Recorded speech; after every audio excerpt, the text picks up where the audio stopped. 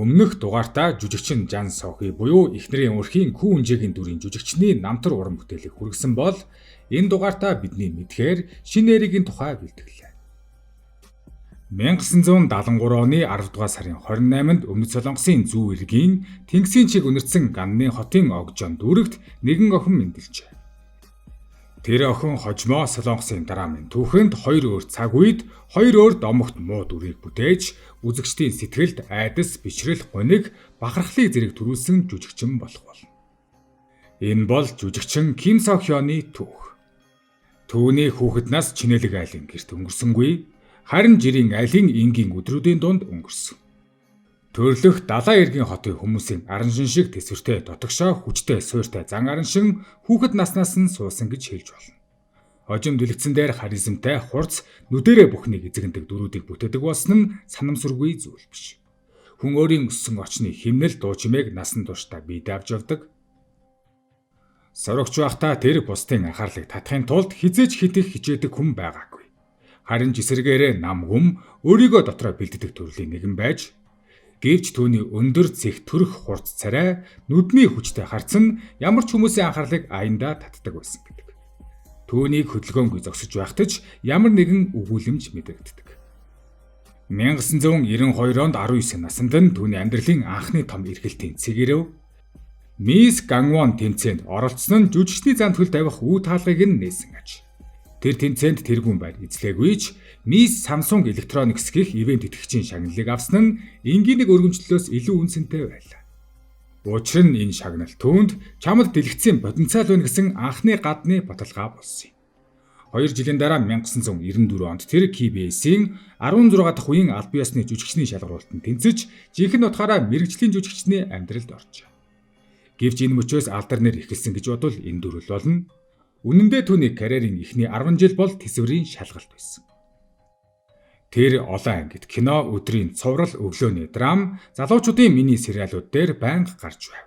Гэхдээ гол дүр биш. Ихэнхдээ нэг ангид тодроод өнгөрөх туслах дүр. Нэрнж хүмүүсийн санаанд үлдэхгүй шахам жижиг оролдоод. Гэхдээ яг энэ л үе түүний ирээдүйн жүжигчдийг бүтээсэн. Хүн шууд оргилд гарвал өндөрт тогтох аргагүй. Харин Ким Сохён шат шатаар дамжсаар өссөн. Түүний хоолой тухайн үеэсээ л онцгой байв. Намдуу, тод, итгэл төрүүлэн матлаа хүйтэн. Продюсерууд түүнийг ихэвчлэн эмч, хуульч, офисын удирдах албан тушаалтан эсвэл дотоод хүчтэй эмэгтэйн дүрд харж эхэлсэн нь санамсаргүй биш. Түүний нүүр царай үзэсгэлэнтэй гэхээс илүүтэй түүх агуулдаг төрхтэй инээхгүй байхад нь айдас төрн инээхтэнч нууц мэдрэгдэн. Гэхдээ жүжигчний амьдрал зөвхөн дүр бүтээхтэй биш байдаг. Хүлээлт, үл тоогдолт, мартагдалт, өөртөө эргэлзэх мөчүүдээс бүрддэг. 90-ад оны сүүл 2000-ад оны ихэнх үед Ким Сохён олон бүтээл тоглосон ч од болоогүй хэвээр байлаа. Зарим жүжигчин нэг дүрээр амьдралаа өөрчилдөг, харин түүнд тэр дүр хараахан ирээгүй байсан. Анхны дүр бүтээснээс 10 жилийн дараа буюу урт хүлээлтийн дараа 2003 онд анхны эргэлт нь ирсэн. Түүний карьерийн анхны том шуугиант бүтээл бол Амттай секс бас хайр гэх нэртэй кино. Энэ бол түүний хувьд нэгэн зэрэг боломжч байсан, бас сорилдж байсан. Кинонд тэр маш зоригтой насанд хүрэгчдийн гүн сэтгэл зүйн гайстай дүрийг бүтээсэн. Шүүмжлэгчид түүний жүжиглэлтийг магтсан ч олон нийт заримдаа жүжигчний чадвараас илүү дүрийн гаднах өнгөнд анхаардаг.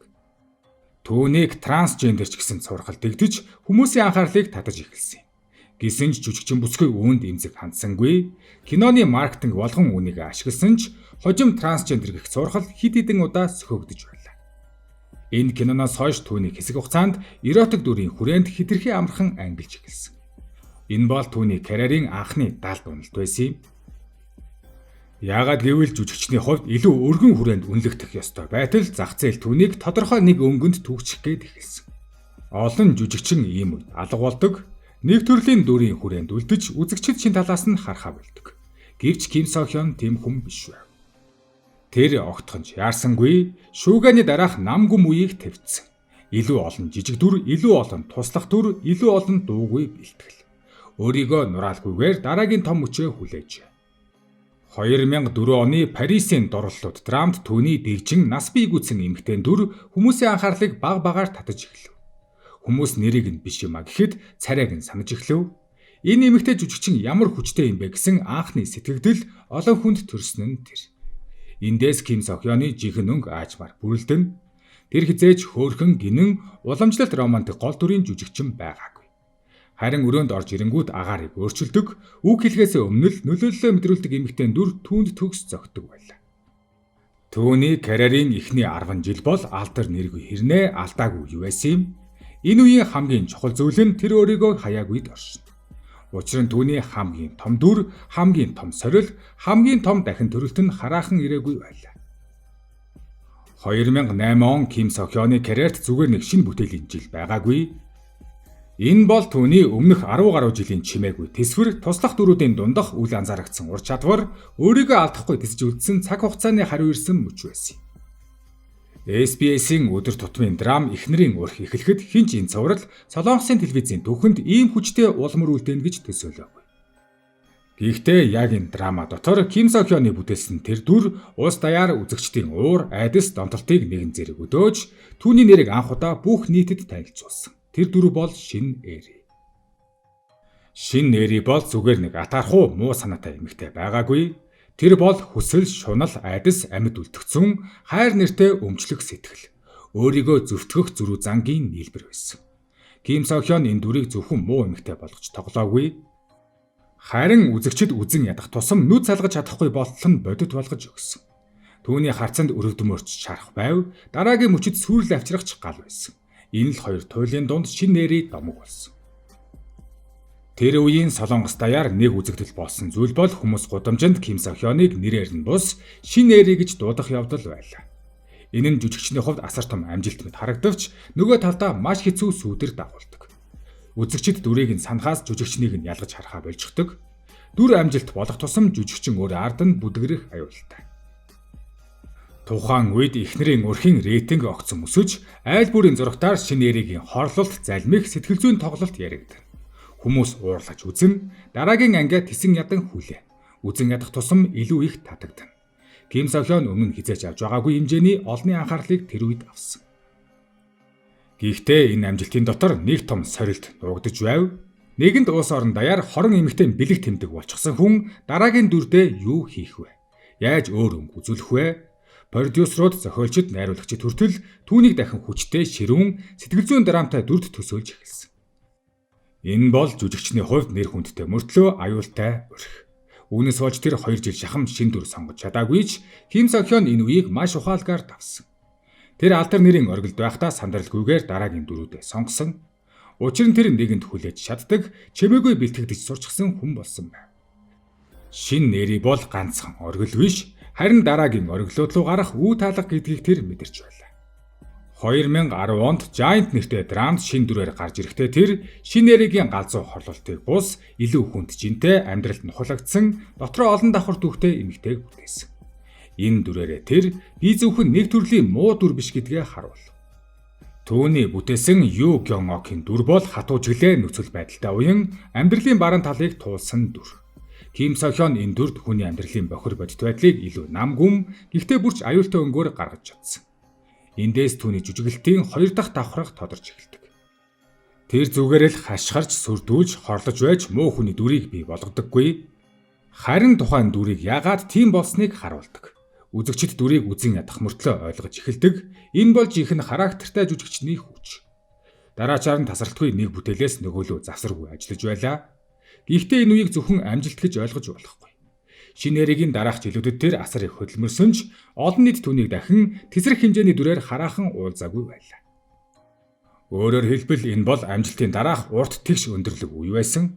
Уналчиг харагдахгүй ч дотоод талаасаа жүжигчний хувьд хамгийн хэцүү үе байдаг. Учир нь хүмүүс чамаас өмнөх оргилоос илүү зүйл хүлээж эхэлдэг. Нэг дүрээр тесэрсэн жүжигчин дараагийн 10 жилдээ тэр дүрийнхээ сүүдэртэ амьдардаг. Ким Сохён ч мөн тийм замыг туулсан. Гэхдээ ялгаа нь тэр дүрийнхээ сүдрээс цугтаагүй. Харин улам гүнзгий, улам төв, улам илүү дотгошоо харизм бүтээж, ирээдүйн хамгийн том дүрээ чимээгүй бэлдэж байлаа. 2018 он Ким Сохёны уран бүтээлийн түүхэнд дахин төрсөн жил байлаа. Эхнэрийн өрхийн Шин Эригийн дүрээр бүх Солонгосыг донслогсноос хойш яг 10 жил өнгөрсөн тэр мөчид үзэгчид түүнийг хүчтэй жүжигчин гэдгийг мэддэг байсан ч дахин бүхэл бүтэн нийгмийн ярианы төв болгож чадах хэмжээний дүр ирнэ гэж төдийлөн төсөөлөөгүй. Харин JTBC-гийн Sky Castle ихэснээр энэ бодол оронгороо иргэв. Тэрхүү цувралын хамгийн хүйтэн хамгийн зөвүүн хамгийн дуугүй аимшигтай дүрэн Ким Сохёны бүтээсэн Ким Жу Ён байлаа. Шинээрээ гал шиг дүрвэсэн бол Ким Жу Ён мөс шиг дүрвэсэн. Нэг нь хүсэл солиорол өмнөх шунлаараа шатдаг байсан бол нөгөө нь төгс тооцоолол хяналт дотоод өш хонзонгоор хөдөлдөг. Энэхүү хоёр дүрийн ялгаа Ким Сохёны жүжигчний хүрээг ямар өргөн болохыг тод харуулсан. 10 жилийн өмнө үзэгчдийг уурлуулж байсан эмэгтэй 10 жилийн дараа тэднийг үггүй айлгаж чадсан. Sky Castle бол зүгээр нэг гэр бүлийн драм байгаагүй. Энэ нь Өмнөд Солонгосын элит боловсролын систем, баян айлуудын нэр төрийн шунал, хүүхдүүдийн мөрөн дээр ачаалсан асар их дарамтын тухай нийгмийн шүүмжлэл байсан. Харин энэ бүх драмын хамгийн төвд түүний бүтээсэн Ким Жу Ёны дүр зогсон. Тэр бол хүүхдүүдийг шилдэг их сургуульд оруулдаг 100% амжилттай эсэлтийн коуч. Гэхдээ энэ амжилтын ард айдас сэтгэл зүйн удирдлага, гэр бүлийн сул талыг олж мүждэг хүйтэн стратеги оршиж байлаа. Ким Сохён энэ дүрийг тоглохдоо бараг хөдөлгөөнгүйгээр хүмүүсийг эзэмдэж чаддаг гэдгээ дахин нотолсон. Түүний баг зэрэг доош харсан нүд, нам дуу, удаан хэлэх үг, завсарлага бүр үзэгчдэд ямар нэгэн муу зүйл болно гэсэн мэдрэмжийг төрүүлдэг байлаа. Жүжигчний хамгийн том хүч бол заримдаа юу хэлэхтэй биш, юу хэлэхгүй үлдэж байгаадаа байдаг. Ким Жу Ён энэ хүчний төгс жишээ болжээ. Үзэгчид түүнийг бараг чөтгөр шиг аимшигтай гэж хүлээж авсан ч нөгөө талдаа яагаад ийм хүн болсон бэ гэдгийг нь мэдэх тусам улам эмгэнэл мэдэрч эхэлсэн. Яг энд Ким Сохёны карьерийн хамгийн том онцлог тодордог. Тэр муу дүрийг зөвхөн муу болгож орхидоггүй. Харин муу талын ард туй шарах нийгмийн дарамт хувь хүний эмгэнлийг давхар мэдрүүлдэг. Ким Жу Ёны дүр бол зөвхөн боловсролын мангас биш, нийгмийн бүтээсэн хүйтэн механизмын амьд дүрслэл болжээ. Цувралын рейтинг өсөх тусам Ким Сохёны нэр дахин Солонгос даяар хүчтэй тархав. Хүмүүс түүнийг энэ удаа дүрийн нэрээр нь төдийгүй жүжигчнийх нь хувьд илүү гүн хүндэтгэж эхэлсэн. 10 жилийн өмнө шинээрийн нэрээр мэддэг байсан хүмүүс энэ удаа Ким Сохён үнэхээр өөр төвчний жүжигчин юм гэж хүлээн зөвшөөрсөн. Энэ бол од болохоос илүү үнцэнтэй зүйл, энэ бол жинхэнэ уран бүтээлийн үнэлгээ. Түүний энэ дүр 55 дахь Пексан урлагийн наадамд нэр дэвшиж, Кореа драма аварцаас том шагнал хүртсэн. Мөн тэр өмнөх шинээрийн дүрээр ч шагнал хүртсэн байдаг. Гэхдээ шагналаас илүү үнцэнтэй зүйл нь тэр өөрийгөө дахин нэг удаа шинчилж чадсан явдал байлаа. Нэгэнд шинээрийн шиг домогт муу дүртэй хүн дахиад тийм төвчний дүр бүтээнэ гэдэг бараг боломжгүй мэт олон хүнд санагдаж байсан. Гэхдээ Ким Сохён боломжгүйг бодит болгосон. Гэвч энэ оргилын ард жүжигчний хувьд өөр нэгэн дотоод тэмцэл явж байв. Ким Сохён өөрөө дараа нь ярилцлагада Ким Жу Ёны дүр рүү ороход маш хэцүү байсан. Их ганцаардсан, бүр уйлдаг байсан гэж хэлсэн байдаг. Учир нь тэр дүрийн хүйтэн чанар түүний бодит зангаас нэлээд өөр байсныг илтгэв. Харин түүний гэр бүлийн тухайд 2023 онд өгсөн нэгэн ярилцлагт хэлэхдээ би 19 настайгаасаа эцэг хийхээсээ хол амьдэрч баяр наадмын үеэс бусад үед бараг уулзаж чаддаггүй. Тэр цоохор газарт очимооргүй байдаг. Багаасаа эцэг их минь салж нийлж байнга маргалдаж зодтолтохыг харж өссөн болохоор би үнэхээр тохиромжгүй гэр бүлд төрсөн юм биш үү гэж боддог байсан гэж өөрийн гэр бүлийн тухай нээлттэй хэлжээ. Тэрээр үргэлжлүүлэн ийм зүйл ярихаар бол би сэтгэл зүйчэд очих хэрэгтэй байх. Үүнийг сэтгэлийн шарах гэж бодож байгаагүй ч эцэг эхийнхээ байдлыг харснаас хойш эрэгтэй эмэгтэй хүмүүсийн асуудлыг өөр өнцгөөс хардаг болсон. Энэ нь миний гэр бүлийн хандлагад нөлөөсөн байж магадгүй гэж тэрээр ярьжээ. Үүнээс улбааж тэр одоо гутал ганц бие явсаар байгаа бөгөөд 20 жил хамтдаа амьдарсан нохоо нь хэдхэн жилийн өмнө өгөхөд тэр гашуудсан пост нийтэлж нохой хамгааллын газар мөнгө хандивлаж байв. Түүний хувьд хувийн амьдралаа маш нууцалдаг нэгэн юм. Ким Сохёны урлагийн карьер 1994 оноос эхлэн өнөө хүртэл тасралтгүй үргэлжилж ирсэн. Тэрээр нийт 46 бүрэн хэмжээний кино болон 80 гаруй телевизийн драмад тоглосон нь түүний амжилтын томоохон баримт. Энэ бол Солонгостой маш дээгүүрт орсон статистик үлээ. Тэр өсвөр настайгаасаа эцэг эхээсээ хол амьдэрч бага наснаасаа гэр бүлийн маргаан салалт зэргийг харж өссөн нь түүний хандлага хүмүүс хоорондын болоод нийгмийн харилцаанд үзүүлэх нөлөө болж үлдсэн ч түүний өөрийн бие даах амьдралд хатуу зан чанартай ханддаг байдлыг бий болгож урлагт нь ч тодорхой хэмжээгээр тусалсан гэж хэлж байна. Тэр тасралтгүй үргэлжилсэн 30 жилийг давсан карьерийн хугацаанд өөрийн бүх анхаарлаа кино урлагтаа хандуулж энэ урлагтаа үнэнч гэдгээ харуулсан юм.